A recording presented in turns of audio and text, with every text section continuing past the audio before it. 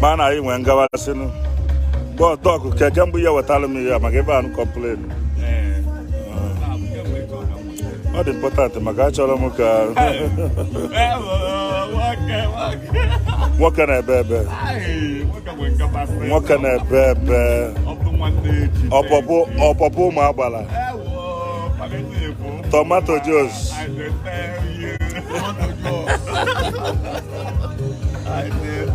Iman obulu na no na airport asaba. Ono na Mboka walk. Okay, nwere ụzọ. Okay, nwere ụzọ. Ono na Banana Island. Ono na Abuja. This is a gentleman, I said, man, I can't see what I never heard, man. I'm eventually able to make Dibia. Dibia now put on Facebook as an the pastor na Ben and Kevin.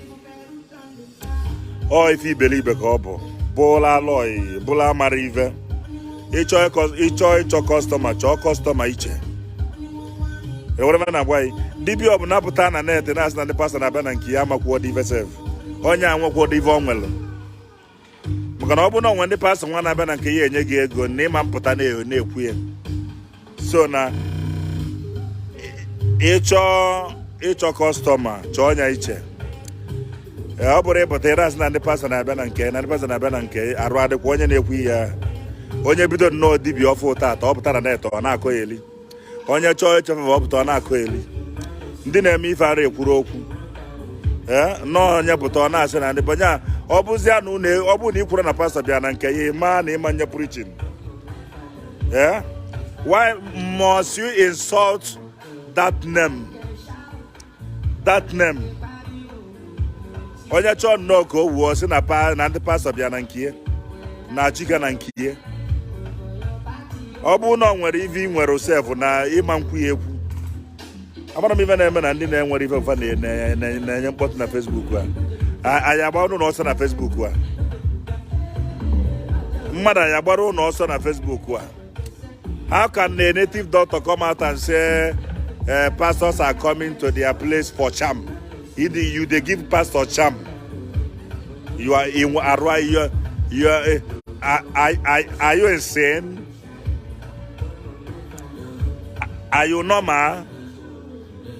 Are you okay? Is it not what they call Kalikwendiga? Anekompo? Huh? Uneducated fellows everywhere.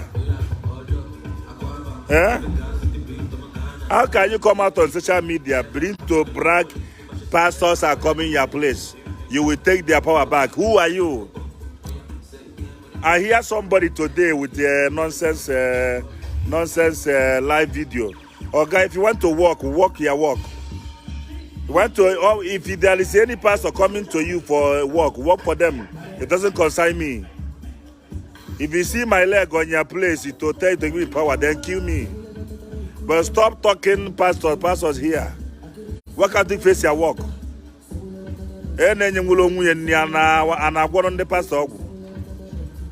Onye na enwunye nyewulo onwe ni ana agworo ndị pastor ọgwụ enwe onye mfulu okwu atata na net mana mma akpọrọ afa. Stop all this nonsense unu na-eme. Is it from Okuko side ka ogede or the from Okuko side ka onye anọ wee kwuo okwu a? What is wrong with you people? No onye na-akpọ ndị pastor afa ọma ana m abụcha ndị pastor onye ọbụla even if you want to answer pastor, you can answer pastor. Pastor, when the Nazi as a guy name. So I don't tell him, mother. I don't even know weaver. Obro was a begging a mother may put on a net and I said, I know or he were not even or he were not a cacogany or he were narrow if an ecogany. Big child, stop talking nonsense. Mr. Man, Monye Kuoku see from Okuko side. I don't want to mention anybody's name. That there's Kalikwendigas and Ikampos. scallywags, non-entities everywhere. Yeah? What's nonsense? Yeah? If you are do your own thing. Stop talking now when the pastor have been and what is all this on this Facebook? What's all the each choice of favor? Go and look for favor.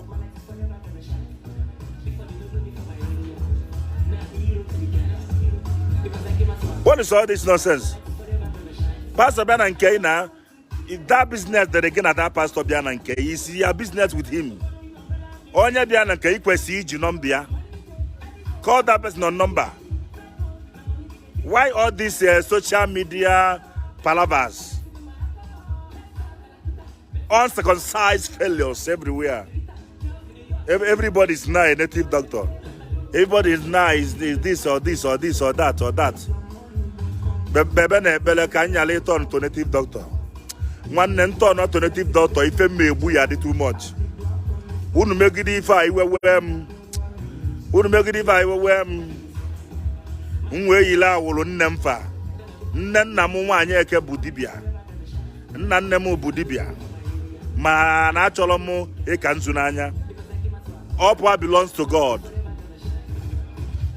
Unu bukiviva unwe ile fendi dibia eh. Oga ife mabuono na ife mebu. Ndị nwere ife adị ekwu okwu ọ bụrụ ndị ala na-enwere ife. Eh?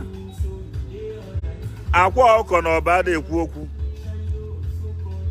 Akwa Okuko na ọba adị ekwu okwu because ọ nwere ife, ọ nwere ngabasị. Chimari temple fa adị ekwu okwu maka na fa nwere ngabasị. Faga Mighty Thunder, Mighty Thunder fa adị maka fa nwere ngabasị.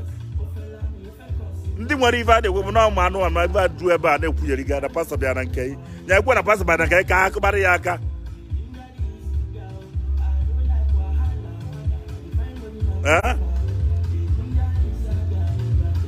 Iru ebe a akụbara ya aka na pastor bịa na nke unu.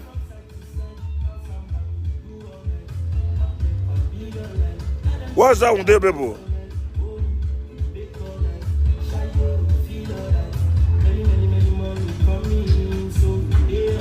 Huh?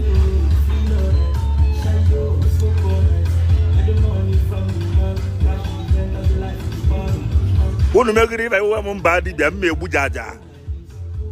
Unu webegiri ife a nyipụ Baịbụl ndebe Baịbụl n'aka.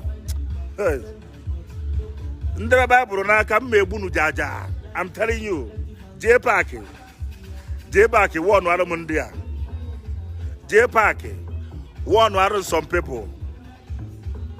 J Park nwanne m one arụ some people maka na ndebe Baịbụl a m egbu jaja. What is all this?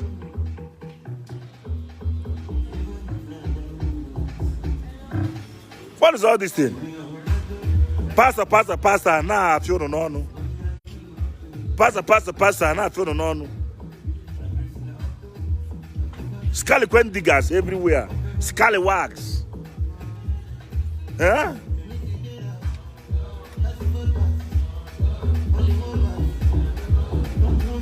What nonsense? J Park one day an Anton debe Bible where can Zunanya can namfa can nanem mebu mebu jaja.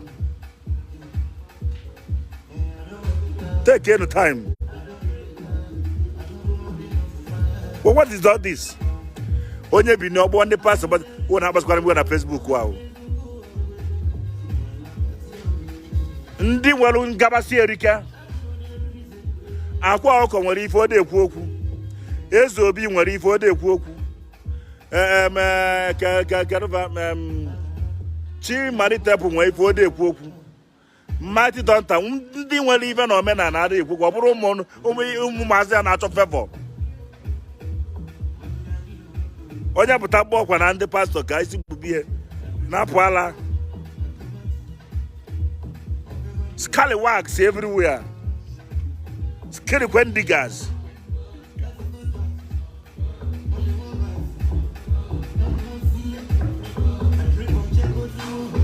J-Park one wanda. J-Park one Monday. Nwa famegide ife a iwe mu ka ọnọdụ Nigeria dị kịta. Nwa edebe Bible. Mmebido from Asorok. Mmebido from Asorok wee mee mkpocha na nzacha. What is all this? Onye apụta na Facebook ọ sị na ha na-emere ndị pastor ibe na dibịa apụta na na-esi na onye a nwere power.